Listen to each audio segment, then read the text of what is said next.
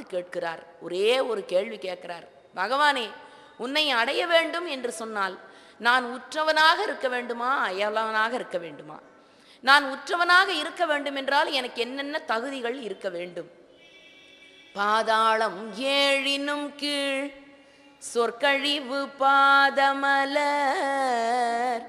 போதார் புனை முடியும் எல்லா பொருள் முடிவே. உறங்க போகிற பொழுது சொல்ல வேண்டிய திருவம்பாவை பாட்டு இது. பேதையொருபால் திருமேனி ஒன்றல்லன் வேத முதல் விண்ணோரும் மண்ணும் தூதித்தாலும் ஓத உலவா ஒரு தோழன் தொண்டருளன் கோதில் குலத்தரந்தன் கோயிற்பினா பிள்ளைகாள் ஏதவனூர் ஏதவன் பேர் யார் உற்றாரையலார் ஏதவனை பாடும் பரிசேலோரெம்பாவாய். கடவுளை அடைவதற்கு முதல் தகுதி நான் என்ற எண்ணத்தை விடுவது. நீங்க தட்சிணாமூர்த்தியினுடைய உருவத்தை பார்த்திருக்கலாம். எல்லா சிவன் கோயிலையும் தெற்கு முக கடவுளாக அமர்ந்திருக்கிற ஈசன். அவருடைய விரல் அமைப்பை பார்த்திருக்கலாம். இதுதான் இறைவன். நம்முடைய கட்டை விரல் தான் இறைவன், பதி என்று சொல்லப்படுகிற கடவுள். இதுதான் நாம் எல்லாம் உயிர்கள், பசுக்களாகிய நாம். இந்த இறைவனை இந்த உயிர் சென்று சேர வேண்டும் என்றால் நம்மை விட்டு ஆணவம், கன்மம், மாயை இந்த மூன்றும் இந்த உயிரை விட்டு விலக வேண்டும். அப்பொழுதுதான் உயிரானது இறைவனை சென்று அடையும் என்ற சைவ சித்தாந்த கருத்தை மிக எளிமையாக்கி தன்னுடைய விரல் மூலமாக காட்டுகின்றார். ஆணவம், கன்மம், மாயை இந்த மூன்றும் தான் மனிதனை ஆட்டி படைக்கின்ற ஒரு மிகப்பெரிய கொடுமையான சக்தியாக விளங்குகிறது. ஒரு சின்ன உதாரணம், ஒரு தீப்பெட்டியும் ஒரு தீக்குச்சியும் பேசிக்கொண்டதாம். இந்த தீக்குச்சி தீப்பெட்டியை பார்த்து கேட்டுது, நீயும் ஓராயிர நானும் ஓராயிரேன், ஆனால் நான் மட்டும் எரிஞ்சு போய்டுறேன், நீ அப்படியே இருக்கியே எப்படின்னு கேட்டுதான்.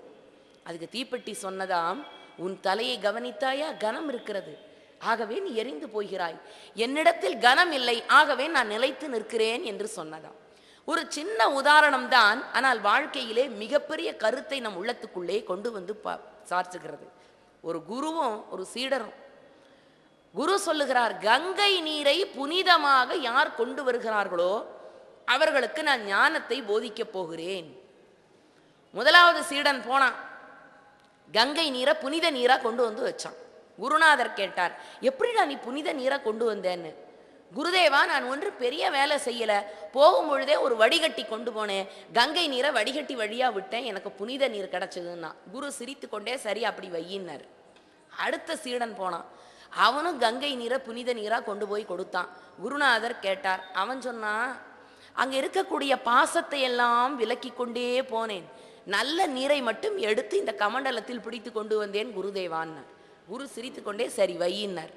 அடுத்த மனிதனை கூப்பிட்டார், நீ எப்படிரா கொண்டு வந்த புனித நீரைன்னா. அவன் சொன்னான், குருதேவா, நான் எந்த வேலையும் பெரிதாக செய்யவில்லை, நேராக போனேன், கங்கை நீரை கமண்டலத்தில் அள்ளினேன், அப்படியே ஒரு அரை மணி நேரம் சூரிய வெளிச்சத்தில் வச்சேன், சும்மா தானே இருக்கோன்னு பகவத்கீதையை கொஞ்ச நேரம் புரட்டினேன், தெளிந்தது அப்படின்னா. குருநாதர் சொன்னார், தெளிந்தது நீர் மட்டுமல்லடா, நீரும் தானடா என்று சொன்னார். எந்த நேரம் நமக்கு கிடைக்கிறதோ அந்த நேரத்தை ஆக்குகிற நேரமாக, பொழுது போக்குங்கிற சொல்லே இருக்கக்கூடாது, பொழுதை ஆக்குகிற நேரமாக மாற்றுகிற வல்லமை வந்தால் இறைவனை நோக்கிய முதல் பயணம், முதல் காலடியை நான் எடுத்து வைக்கிறேன் என்று பொருள். அதனாலதான் கண்ணதாசன் சொன்னான், இருக்கும் இடத்தை விட்டு இல்லாத இடம் தேடி எங்கெங்கோ அலைகிறார் ஞான தங்கமே, அவர் ஏதுமறியாரடி ஞான தங்கமே. அந்த ஆணவம் என்கிற உணர்வு இருக்கிறதே, அதை எதிரிலே இருக்கிற கடவுளை கூட பார்ப்பதற்கு எனக்கு பெரிய தடையாக அமைந்து விடுகிறது. அதனால்தான் பெரியவர்கள் எல்லாம் சொன்னார்கள், கடவுளை காண்பதற்கு முதல் தகுதி சரணாகதி தத்துவம். பாஞ்சாலி அவையா அத்தனை பேர் இருக்கிறார்கள், யாரையாவது கூப்பிட்டாலோ கடைசி வரையில் தன்னைத்தான் காப்பாற்றிக் கொள்ள முடியும் என்ற ஒரு எண்ணத்திலே கைகளை மறைத்து கொண்டாள். அப்பொழுதும் அவளுக்கு சக்தி கிடைக்கல. அப்ப தன்னுடைய கைகள் இரண்டையும் விரித்து விட்டு உயர தூக்கி கண்ணா பரந்தாமா கோவர்த்தனகிரியை குடையாக பிடித்தவனே என்று கதறுகிற பொழுது அவளுடைய சேலை வளர ஆரம்பித்தது. பாரதி எழுதினா, பொய்யர்தம் துயரினை போல் நல்ல புண்ணியவாளர்தம் புகழினை போல். எப்படிரா புடவை வளர்ந்ததுன்னா, கண்ணம் கொடுத்தானா கொடுத்து கொண்டே வருகிறான். எதை போல வளர்ந்தது சேலைனா, பொய்யர்தம் துயரினை போல். பொய் சொல்றவனுக்கு துன்பம் எப்படி வளருமோ அதுபோல சேலை வளர்ந்தது. புண்ணியவாளர்தம்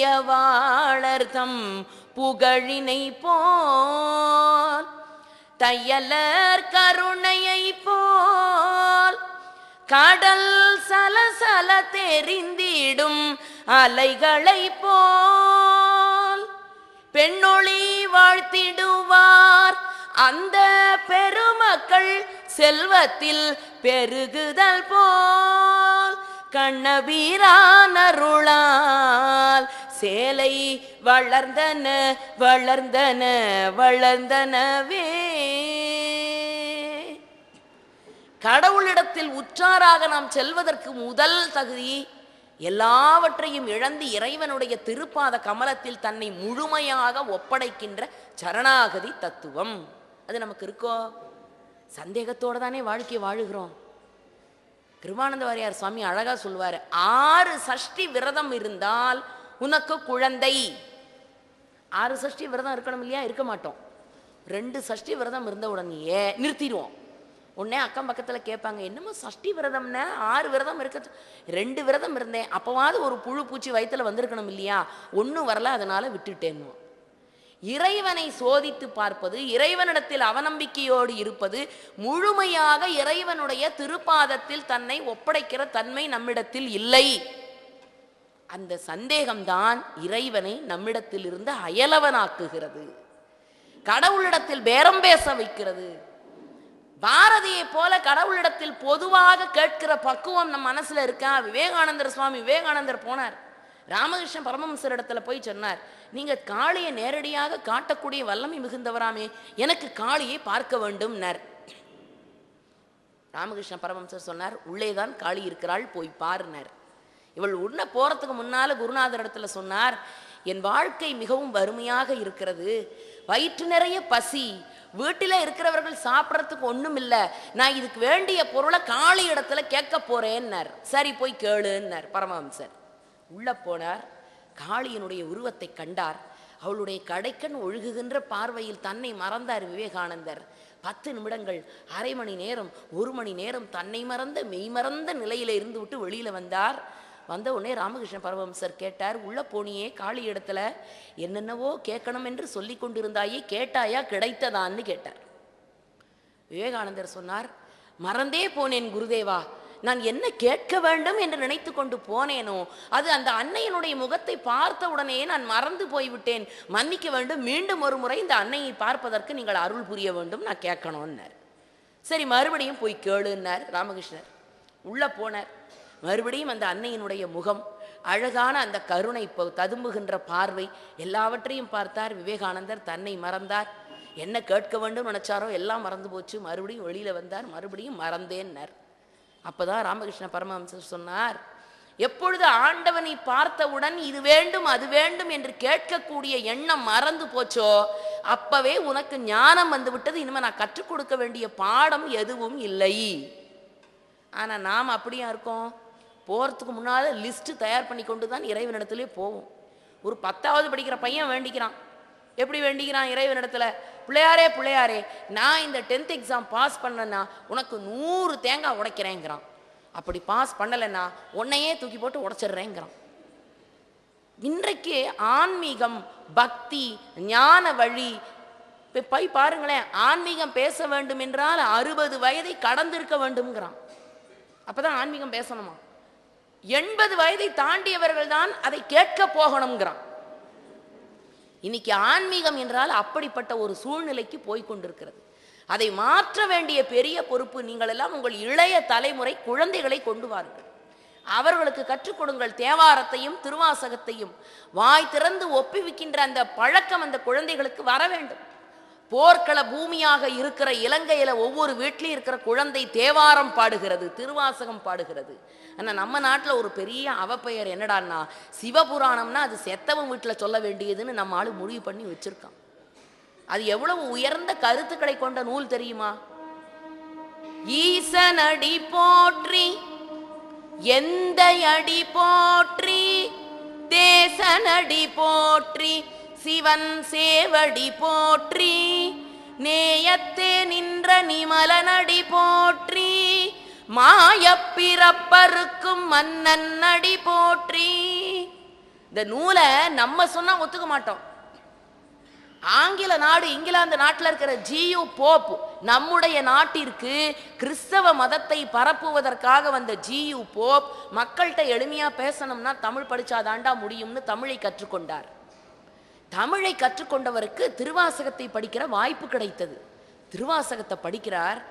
இந்த ஒரு வாசகத்துக்கும் உருகாத ஒவ்வொரு சொல்லையும் அவர் மனசுல தங்கி படிச்சு படிச்சு அவரால் அதிலிருந்து வெளியில வர முடியல. யாரு? கிறிஸ்தவ சமயத்தை சார்ந்த ஜியு போப் தான் வந்த சமய பணி முடிவடைந்து தன்னுடைய நாடாகிய இங்கிலாந்து நாட்டுக்கு போயிட்டு அங்கிருந்து தேப்போ மீனாட்சி சுந்தரனாருக்கு ஒரு கடிதம் எழுதுகிறார். திருவாசகத்தினுடைய பெருமைகளை எல்லாம் விளக்கி அந்த கடிதத்தை வாங்கி தேப்போமி படிக்கிறார். படிக்கிற பொழுது அந்த கடிதத்தினுடைய 2வது வரி 3வது வரியிலெல்லாம் அப்படியே தண்ணீர் பட்டு பட்டு கசிந்து காணப்படுகிறதாம் அந்த ஏடு. இவர் அவரிடத்தில் கேட்கிறார், நீங்கள் அற்புதமான கடிதம் எழுதியிருக்கிறீர்கள், ஆனால் அதில் ஒவ்வொரு வரியும் என்ன எழுதியிருக்கிறீர்கள் என்று புரியாமல் தண்ணீர் பட்டு கசிந்து உருகி காணப்படுகிறதே ஏன் என்று. அதற்கு ஜியு போப் சொன்னாராம், உண்மைதான், திருவாசகத்தினுடைய வரிகளை படித்து படித்து கசிந்து கண்ணீர் மல்கி நான் கடிதம் எழுதுகிற பொழுது என் கண்ணில் இருந்து வழிந்த கண்ணீர் துளிகள் அந்த கடிதத்தில் படிந்து விட்டது. அப்படி என்னுடைய ஊனினை உருக்கி உள்ளொளி பெருக்குகிற அற்புதமான நூல் திருவாசகம் என்று கிறிஸ்தவ சமயத்தை சார்ந்த ஜியு பாப்பு சொன்னார்.